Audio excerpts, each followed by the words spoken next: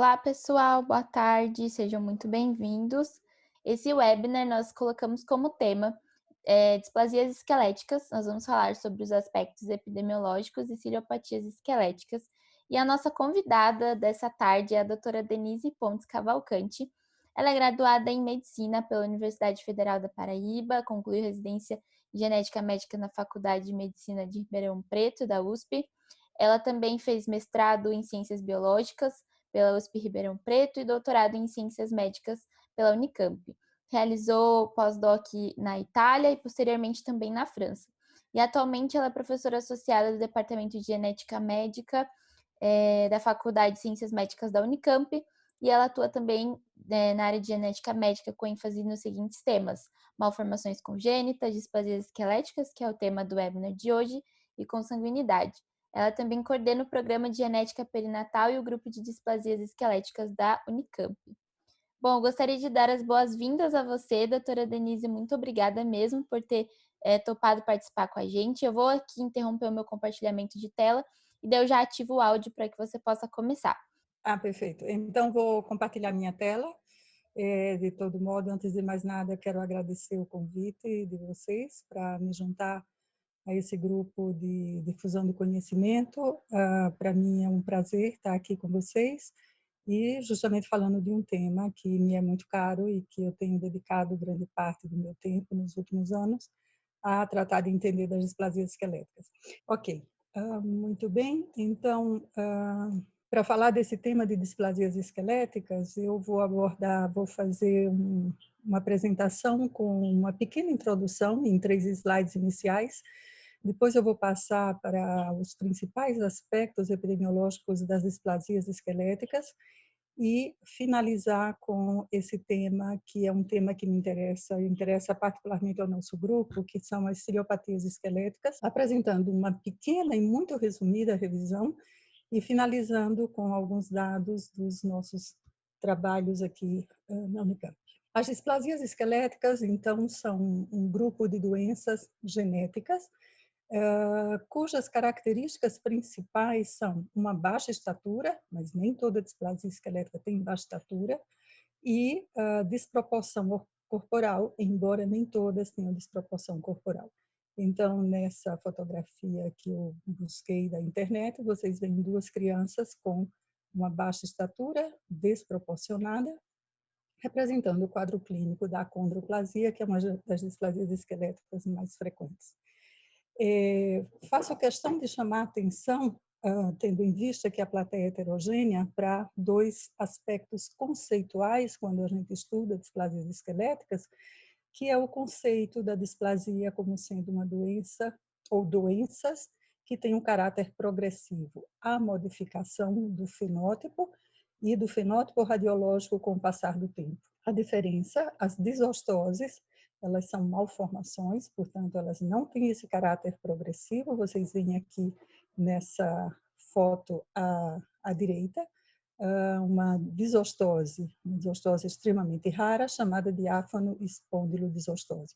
Então, o que a gente observa aqui são malformações de vértebras e costelas e também da bacia. E exemplificando esse caráter progressivo das displasias, vocês têm aqui uma coluna da mesma criança aos 4 anos e aos 12 anos.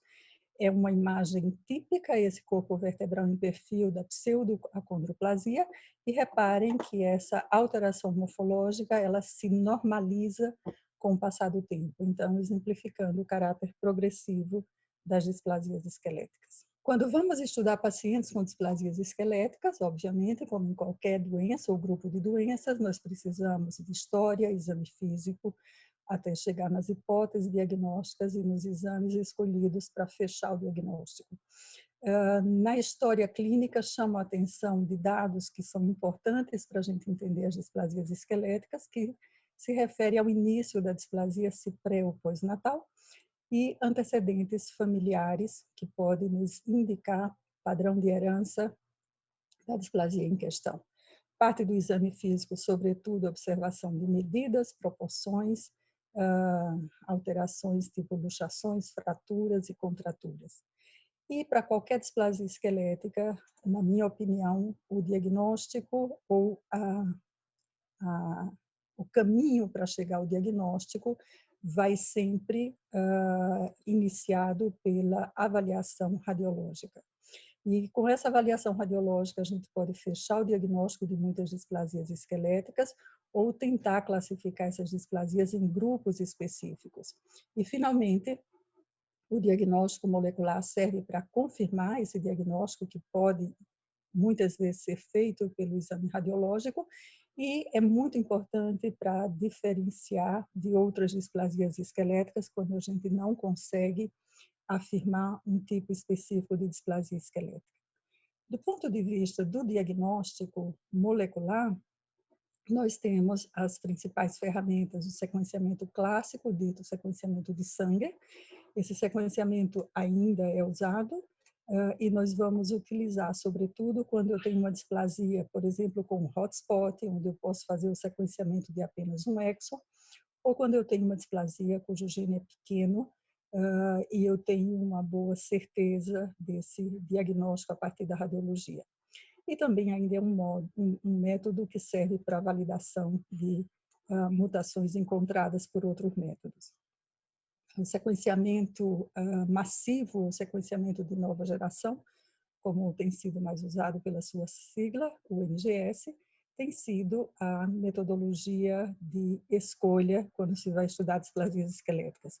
Então, a gente pode usar esse NGS com um painel de genes, no caso, genes para displasias esqueléticas, ou fazer o sequenciamento completo do exoma ou do genoma.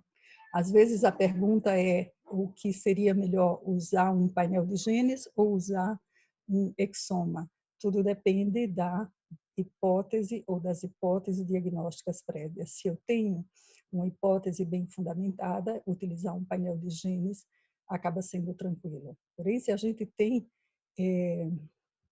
certeza ou quase certeza que a gente está diante de um fenótipo, ou que ainda não tem um gene definido, ou que é um fenótipo que a gente presume ser um fenótipo inédito, obviamente, exoma ou genoma seria as metodologias de escolha. E ao longo dessa apresentação eu vou dar exemplos relacionados a essa escolha de plataformas. Muito bem. Para falar da epidemiologia, a gente começa assinalando esse primeiro estudo sobre a epidemiologia das displasias esqueléticas. É um estudo antigo, de 86, mas durante muito tempo foi o principal estudo epidemiológico das displasias esqueléticas. E nesse estudo, o grupo do ECLANC avaliou crianças com displasias esqueléticas observadas dentro desse período 78-83, numa população de mais quase 350 mil recém-nascidos, encontrou uma prevalência de 2 para 10 mil, considerada já naquela época uma prevalência com subregistro. O estudo colaborativo latino-americano de malformações congênitas, para quem não conhece, é um estudo que faz uma vigilância epidemiológica e estuda defeitos congênitos. E é um estudo de base hospitalar que tem sido super importante na avaliação de várias anomalias congênitas. Pois bem, mais recentemente, dentro desse estudo, os principais fenótipos encontrados foram a condroplasia, displasia tanatofórica e osteogênese imperfeita. Mais recentemente, em 2012, um trabalho do nosso grupo, foi o doutorado de uma aluna, Cecília Buch, nós avaliamos uma casuística de displasias esqueléticas do período 2000 e 2007, de crianças que haviam sido avaliadas por esse programa, encontrando uma prevalência de 3 a cada 10 mil nascimentos. É uma prevalência mais real, tendo em vista, inclusive, que nós avaliamos uma casuística de recém-nascidos mais recente e que, portanto, vários diagnósticos conhecidos nessa época não eram conhecidos antigamente. E eu vou me basear nesse trabalho para mostrar alguns aspectos epidemiológicos desse grupo de doenças. Antes disso, quero mostrar para vocês que um trabalho que saiu publicado exatamente na mesma época, é um trabalho feito com a população de recém-nascidos de Utah, nos Estados Unidos, e os colegas encontraram, avaliando uma população de recém-nascidos bem menor que a nossa, exatamente a mesma prevalência de displasias esqueléticas, 3 a cada 10 mil nascimentos. Muito bem. Principais características epidemiológicas dessas displasias, a gente mostra aqui para vocês. Quando eu estratifico essa prevalência entre nativivos e natimortos, repare que nós observamos nessa casuística uma proporção de 13% de natimortos. E a prevalência, portanto, de displasia entre os natimortos, ela é muito grande, porque a gente avalia muitas displasias letais, 33 a cada 10 mil, como vocês podem observar aqui. A outra coisa que eu chamo a atenção é que, apesar de apenas 13% dos recém-nascidos dessa casuística serem natimortos, essas condições, quando detectadas no período perinatal, muitas delas, de fato, são letais. Portanto, o que nós observamos é que até a alta do recém-nascido, 50% havia falecido antes da alta, então mostrando uma alta mortalidade dessas condições. Não há diferença de razão de sexo e nos chamou a atenção na época a grande proporção de diagnóstico pré-natal. Atento, porque quando eu falo de diagnóstico pré-natal aqui, eu não estou falando de diagnóstico específico, eu estou falando de suspeita diagnóstica. O ultrassom, que é o principal exame de imagem utilizado durante a avaliação do pré-natal, é um exame excelente para levantar suspeita de displasia esquelética, mas não é um bom exame para fazer o diagnóstico específico. Tá? Então, o diagnóstico específico a gente sempre recomenda que seja no pós-natal, com avaliação do raio-x e estudo molecular quando é necessário. Os principais grupos de displasias esqueléticas observados durante essa avaliação epidemiológica são exatamente as displasias que fazem parte do grupo FGFR3, acondro, hipocondro e displasia tanatofórica, as osteogêneses imperfeitas, sobretudo as osteogêneses graves e as letais, obviamente porque aquelas que são leves eu não vou detectar no período perinatal, e apresento também esses outros grupos que a gente vê com uma frequência bem menor do que os dois primeiros, mas com uma frequência ainda importante. O grupo das ciliopatias esqueléticas, que nós vamos falar, as colagenopatias tipo 2, e aquelas displasias que têm encurvamento ósseo, se destacando aqui sobremaneira a displasia campomélica. Então, perceba que quando eu olho as displasias desse grupo, eu cubro quase 70% das displasias esqueléticas que são observadas no período perinatal. Os nossos colegas americanos encontraram frequências parecidas em termos de displasias que são mais frequentes entre aqueles avaliaram. Os dois primeiros grupos são idênticos, mas a semelhança do nosso encontraram também com bastante frequência as colagenopatias tipo 2 e as ciliopatias esqueléticas.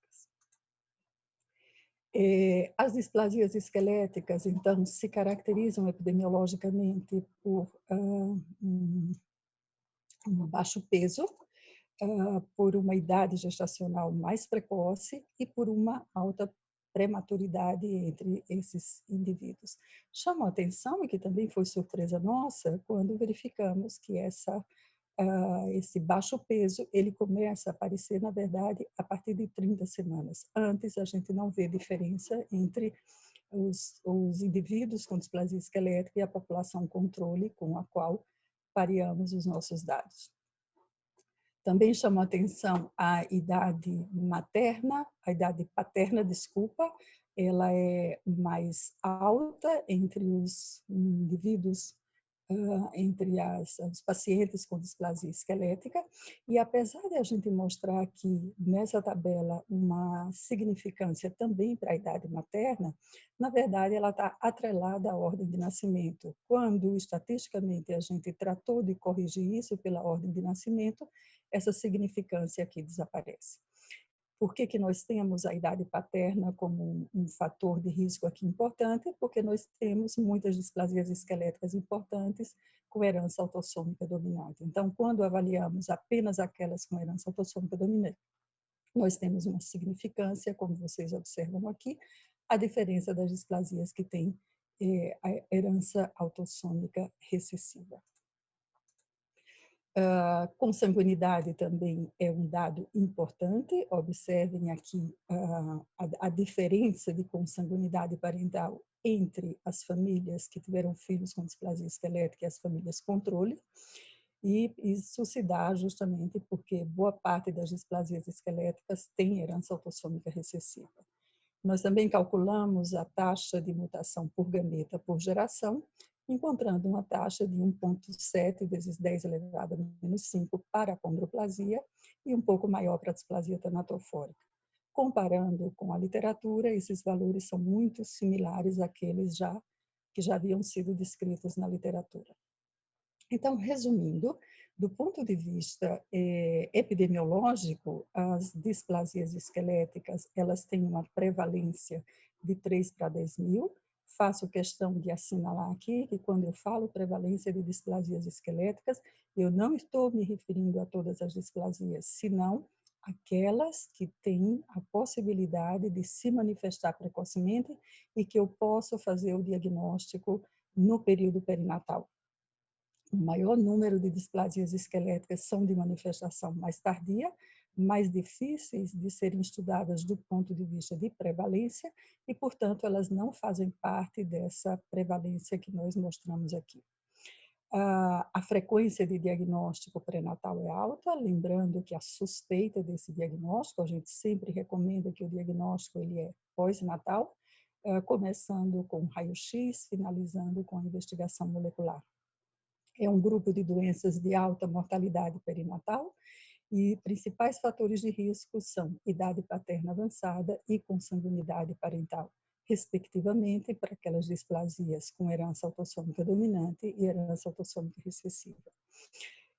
Outros fatores importantes do ponto de vista epidemiológico, prematuridade, baixo peso ao nascimento, e esses são os principais grupos de displasias esqueléticas, né, que eu já mostrei. Entre esses, nós vamos agora falar das ciliopatias esqueléticas. Muito bem, dentro da classificação das displasias esqueléticas, essa classificação tem sido revisada a cada 2 a 4 anos e é um grupo específico da Sociedade Internacional de Displasia Esquelética que se ocupa dessa revisão desde os anos 90. Nessa nosologia, nós vamos ter a maior parte das condições aqui presentes nessa nosologia dizem respeito às displasias esqueléticas, mas nem tudo que vai estar aqui são displasias esqueléticas e a gente tem síndromes outras que não displasias esqueléticas. E no grupo, na família de displasias esqueléticas, nessa revisão, no grupo 9, nós temos essas ciliopatias com um comprometimento esquelético major ou ciliopatias esqueléticas, como a gente chama hoje em dia. Então, inicialmente, só relembrando para vocês o que é o cílio.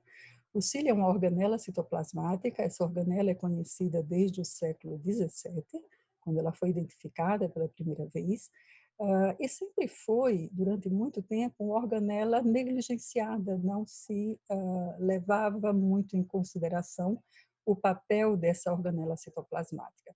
Até que nos últimos anos, com a descoberta de vários genes relacionados a essa organela, ela volta à cena e ela passa a ser uma organela extremamente importante nos diversos grupos de pesquisas hoje em dia, pela sua relação com um grupo de doenças que passou a ser chamado o grupo das ciliopatias. Então, o cílio é uma organela que, na verdade, nós temos 2 tipos principais, o cílio chamado primário, que também é chamado de cílio sensório, e presente na grande maioria das células do nosso organismo, e os cílios móveis, que têm uma estrutura levemente diferente. Esses mais restritos a determinadas regiões, como, por exemplo, epitélio ciliar do sistema respiratório. Existem grupos de doenças ou de ciliopatias associadas a esse cílio, mas o que nos interessa sobremaneira são as doenças relacionadas aos cílios sensórios ou cílio primário. Então, nessa revisão, eu estou usando essa figura de uma revisão a mais recente que encontrei na literatura, apesar de ser uma revisão de doenças do sistema urinário, é uma revisão muito boa e essa figura me pareceu bastante esclarecedora. Então, reparem que aqui a gente tem, primeira coisa, genes relacionados ao cilioma, ao ciliosoma ou aos cílios, podem estar associados a doenças com comprometimento em vários órgãos e estruturas do nosso organismo. Essas que aparecem aqui sombreada e rosa são doenças que têm a associação com os cílios primários ou sensórios. E chama a atenção, especificamente aqui, desse grupo de ciliopatias que atingem especificamente o esqueleto, que é dele que vamos falar.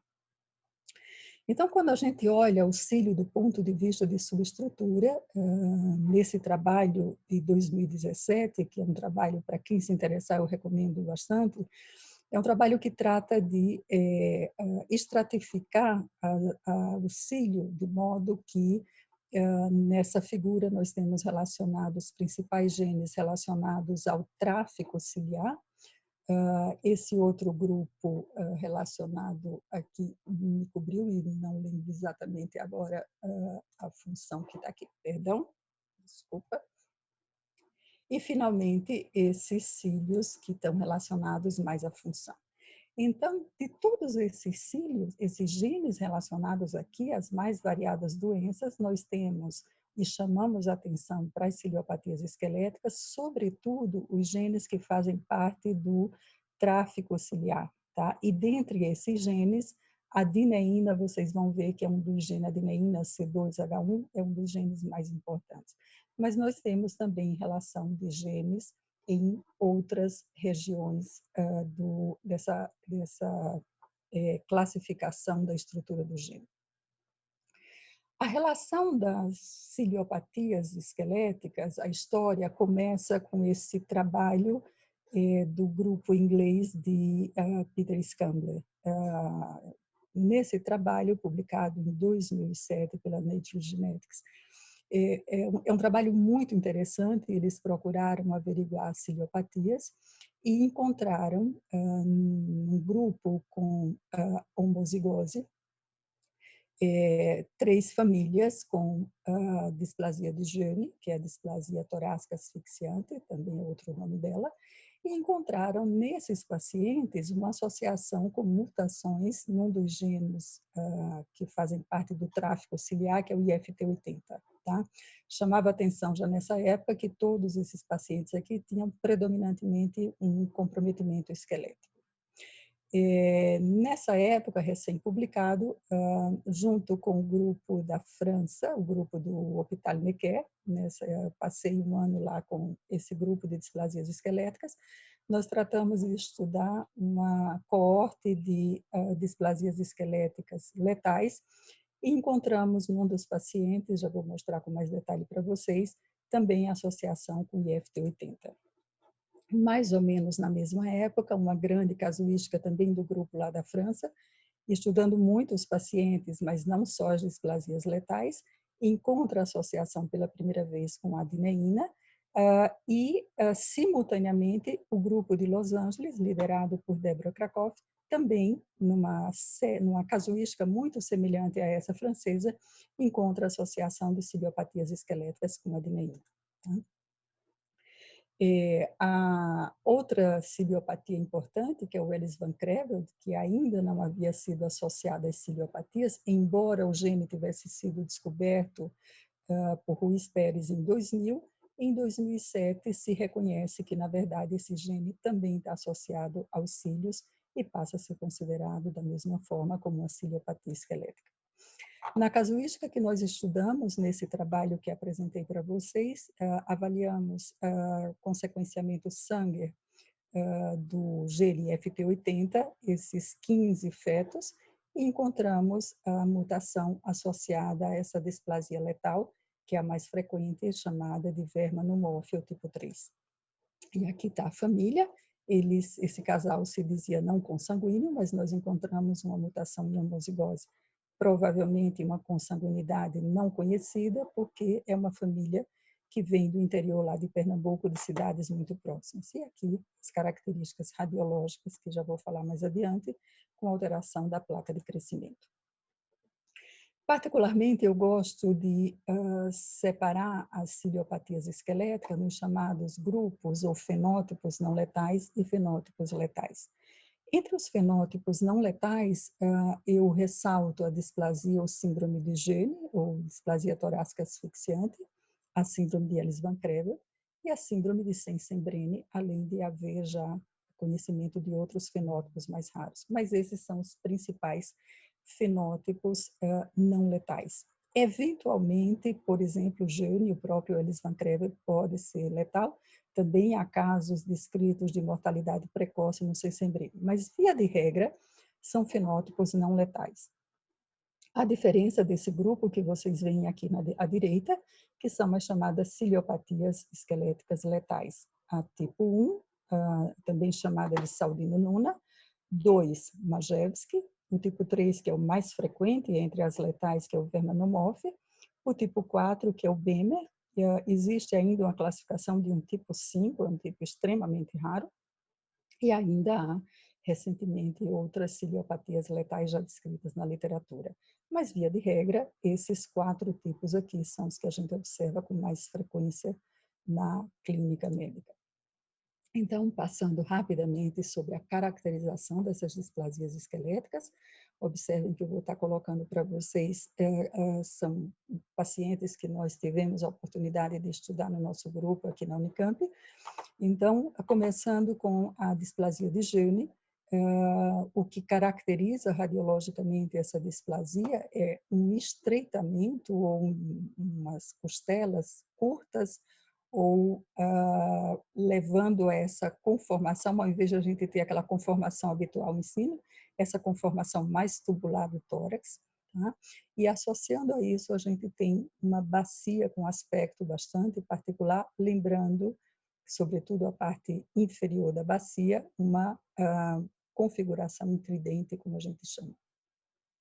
Os ossos longos são curtos, como vocês podem observar aqui, e com a evolução, nós vamos observar nessas crianças uma bracdactilia e essas epífises com esse formato aqui, que nós chamamos de epífise em cone, passa a ser bastante frequente nesse, digamos assim, padrão radiológico dessa displasia. Vocês vão ver mais adiante que o principal gene associado a essa displasia é a dineína também, mas nesse paciente em particular, nós encontramos mutação nesse gene, o IFT140. E, provavelmente, pelo que a gente também conhece da literatura, isso explica porque nessa criança nós encontramos um quadro neurológico, neurológico não, um envolvimento do sistema urinário muito grave nessa criança e que pode fazer parte dessa displasia, como vocês já vão ver. Na displasia de Ellis Van Creveld, radiologicamente, a gente pode confundir esses dois diagnósticos, mas eu vou apontar diferenças para vocês. Então, repare que o tórax, a gente vai encontrar costelas curtas e tem essa conformação tubular. A bacia, a gente nota mais evidente esse aspecto intridente que eu mencionei para vocês. E os ossos longos, além de curtos, a gente tende a observar, por exemplo, a una com esse alargamento proximal. A polidactilia, embora possa ser visto aqui, a gente vai ver com mais frequência na síndrome de Ellis Van Creveld. E além da bracdactilia, chama atenção, sobretudo, essa hipoplasia acentuada das falanges distais, levando um aspecto clínico característico que já mostro para vocês. Nesse paciente, nós encontramos uma homozigose para mutações no gene EVC2. E a displasia de Sensenbrenner, que aqui vocês observam, o raio-x chama a atenção dos ossos longos encurtados, braquidactilia, acompanhado de polidactilia às vezes. Mas uma braquidactilia um tanto quanto diferente da que a gente observa em Ellis Van Creveld. E a outra coisa que vai chamar a atenção para o diagnóstico, para a suspeita do diagnóstico do Sensenbrenner, é a presença de crâniosinostose muito frequentemente encontrada. Nesse paciente, encontramos essa heterozigose composta desse gene WDR19. Então, do ponto de vista clínico, no gene, a gente costuma encontrar como alterações extraesqueléticas acometimento de fígado, de rim e ocular, sobretudo na retina. Então, são áreas ou regiões que precisam ser investigadas quando levantamos a suspeita da síndrome ou displasia de gene. E embora tenha aqui os principais genes associados até hoje a essa displasia, chama a atenção que o principal deles é a dineína. Na displasia de Ellis Van Creveld, também chamada de displasia condroectodérmica, as alterações extraesqueléticas, as principais delas são as cardiopatias, muito frequentemente associadas a esse fenótipo. Nós vamos encontrar alterações ectodérmicas, aqui reparem que eu tenho comprometimento dentário, e aqui eu chamo a atenção pela displasia de falange distal, levando, inclusive, clinicamente, a essa hipoplasia com distrofia de unha, como vocês veem aqui.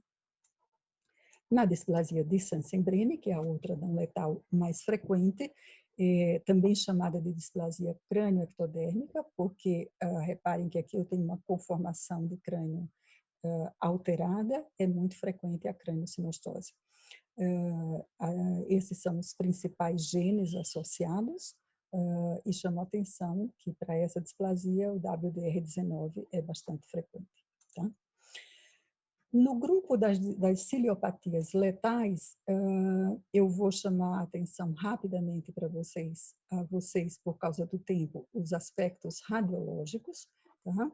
E lembrar que a diferença do que a gente encontra na maioria das displasias esqueléticas, esse é um grupo de displasias letais, nos quais é frequente eu encontrar malformações associadas, malformações viscerais, envolvendo sobretudo o sistema cardiovascular, sistema renal, e sobretudo nesse tipo 2, alterações do sistema nervoso central. Então, nesse fenótipo, que é um dos mais raros, a gente tem um encurtamento importante dos ossos longos, com estreitamento de tórax, podendo haver polidactilia, e essa conformação muito particular dos ossos longos. No tipo 2, chama atenção, todas vão ter um encurtamento de costelas, mas chama atenção que nos ossos longos dos membros inferiores, a tíbia pode ser muito hipoplásica ou ausente, como nesse caso. E nesse tipo, a gente costuma ter muita polidactilia, ou seja, aquilo que a gente costuma chamar de polidactilia em alto grau. E ela vai aparecer tanto do lado pré quanto pós-axial. Esse tipo 3, que é o Vermanon-Moff, que é o mais frequente deles, a diferença desse tipo 2 é que no encurtamento de ossos longos, nós vamos observar uma irregularidade metafisária que não observamos aqui. Essa metáfise mais lisa, nós vamos encontrar aqui também no tipo 4, que é o tipo de Bemer. E uma característica importante é a braquidactilia com esse encurvamento de ossos do antebraço, como vocês observam aqui. Então, as ciliopatias esqueléticas não letais, eu pus uma relação dos principais genes, como vocês estão vendo aqui, para o gene, Ellis Van Creveld, Sensenbrenner, e os principais genes associados às displasias letais. E eu novamente chamo a atenção da dineína, como nós chamamos ela, a dineína C2H1, como sendo um dos principais genes associados às ciliopatias esqueléticas de uma maneira geral. Então, voltando àquele nosso esquema, nós temos aqui a distribuição dos genes associados às ciliopatias esqueléticas, chamando a atenção que os genes do grupo do tráfego ciliar são os mais importantes associados, e nós temos a identificação recentemente desse gene aqui, o KIA 0753, associado a um fenótipo bem particular que nós tivemos a oportunidade também de fazer um diagnóstico recentemente. E aqui apresento a vocês o esquema da dineína, que é o principal gene associado a essas displasias. Reparem que mutações desse gene são encontradas em praticamente todas as ciliopatias esqueléticas. Rapidamente mostro uma coorte que nós estudamos, de 22 pacientes, utilizando, sobretudo, o NGS com um painel de genes, desenhado especificamente para as displasias esqueléticas que nós tínhamos, e em alguns casos nós seguimos a investigação com o sequenciamento do exoma. Então, está aqui, resumidamente, a nossa casuística, com todos os seus diagnósticos. Chamo a atenção que, dentre essa casuística, nós tivemos a possibilidade de investigar vários genes inéditos ainda na literatura, na época. Tá? Ressalto já a prevalência da dineína nessa casuística, e vou chamar a atenção de vocês sobre aspectos clínicos que me parecem interessantes. Reparem que desses 22 pacientes, apenas 2 famílias se diziam consanguíneas, e em 3 famílias nós encontramos recorrência. Por outro lado, quando nós genotipamos esses pacientes, nós encontramos, obviamente, nos 2 consanguíneos, a mutação em homozigose, mas nós encontramos também homozigose em outros pacientes, indicando fortemente que se tratavam de famílias consanguíneas, provavelmente uma consanguinidade distante que não era conhecida pelas famílias. Então, os principais, nós encontramos mutações em 91% dessa coorte, principal gene adeneína, e fizemos o diagnóstico de uma ciliopatia, que havia sido recém-descoberta a associação com esse gene, que também faz parte do ciliosoma, que aqui ele aparece. Tá? É um paciente que nós estudamos. Se eu tiver mais alguns minutos ainda, eu apresento esse caso. Acho que posso fazer essa apresentação, que 14h40 vai dar tempo sim. Então, para esse paciente, nós encontramos uma mutação em homozigose. Eu vou pular esses agradecimentos e vou aqui para a apresentação desse caso, que eu acho muito interessante. Essa criança nós começamos a acompanhar com 2 anos de idade, era uma criança que vinha com um atraso de crescimento muito importante. Reparem que o fenótipo lembra, inclusive, o fenótipo da acondroplasia, uma baixa estatura desproporcionada, com membros curtos, um encurtamento rizomélico e acromélico, como a gente vê na acondroplasia, mas com raio-x que a família já trazia de 6 meses e 1 ano e 7 meses, a gente podia ver que havia um comprometimento predominante espôndilo, muito discreto, mas parecia mais um espôndilo metafisário, com características que nessa época não dava para a gente definir um diagnóstico específico. Então, nós colocamos essa criança inicialmente num painel de genes, olhando especificamente alguns genes com envolvimento metafisário pronunciado, e como nós esperávamos, porque esse padrão aqui já nos mostrava ser uma displasia estranha, provavelmente uma displasia inédita, essa primeira investigação foi negativa. Aos 4 anos, o raio-x dessa criança mostra alterações bem mais evidentes, a coluna com comprometimento discreto, um pouco de afilamento aqui na porção posterior dos corpos vertebrais, mas reparem que o envolvimento metafisário se nota muito mais acentuado, e sobretudo nos membros inferiores, com essas lesões bem características aqui, levando não só um alargamento metafisário, mas essas lesões que parecem, às vezes, até me foge o nome da lesão que a gente costuma chamar, mas assim, com essas características aqui importantes. Um colo femoral bastante curto e, sobretudo, uma brachdactilia que ela vai ficando mais pronunciada com o passar do tempo e uma bacia bem particular. Então, quando avaliamos esse raio-x, tínhamos certeza que esse era um fenótipo não reconhecido na literatura, era um padrão ainda não identificado, e encaminhamos o DNA dessa criança para o exoma. E na hora de avaliar, nós nos deparamos com esse gene que havia sido recém-publicada por esse grupo perdão, por esse grupo japonês, e eu fiz questão de mostrar. Ai, desculpa, que atrapalhação.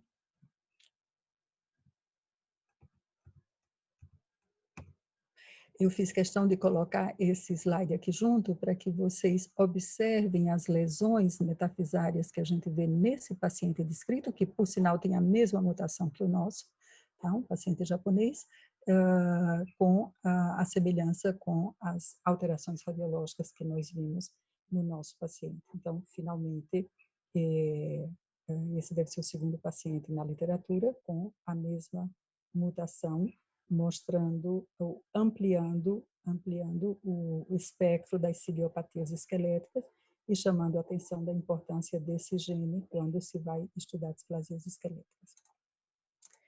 Agora sim, agradeço a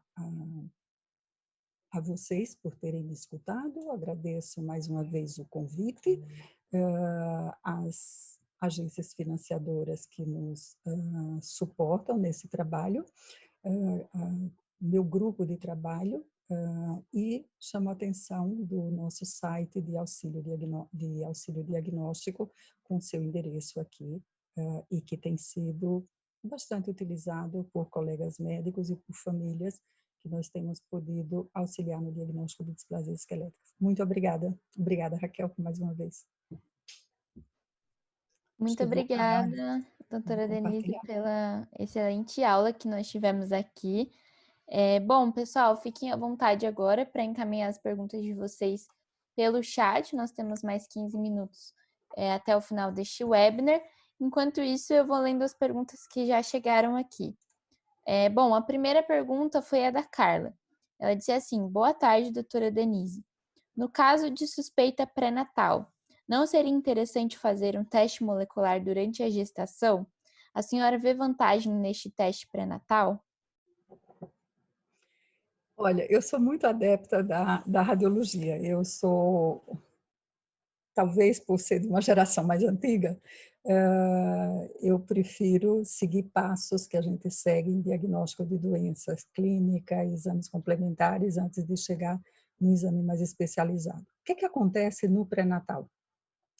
Se você faz um estudo molecular diante de uma suspeita de displasia esquelética, é bem provável que você chegue ao diagnóstico muitas vezes, sobretudo se o teu painel é abrangente, e levando-se em conta que as displasias esqueléticas mais frequentes pertencem ao grupo do FGFR3 e as osteogêneses imperfeitas, as campomélicas, as ciliopatias esqueléticas. Então, assim, se você tem um bom painel, certamente vai fazer muitos diagnósticos, mas você pode também se deparar com situações em que, não tendo o diagnóstico radiológico, quando você vai avaliar o molecular, você pode ter dúvidas ou, algumas vezes, você pode não chegar ao diagnóstico. Por exemplo, na nossa experiência, quando a gente avalia o painel de genes, normalmente a gente vai avaliando de uma forma direcionada a partir do diagnóstico radiológico.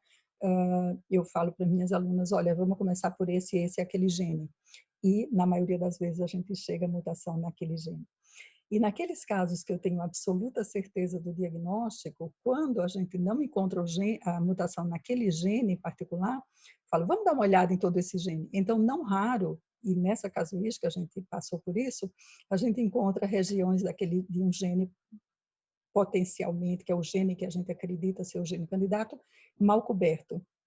E aí, fazendo a cobertura, nós acabamos encontrando a mutação de algumas displasias esqueléticas.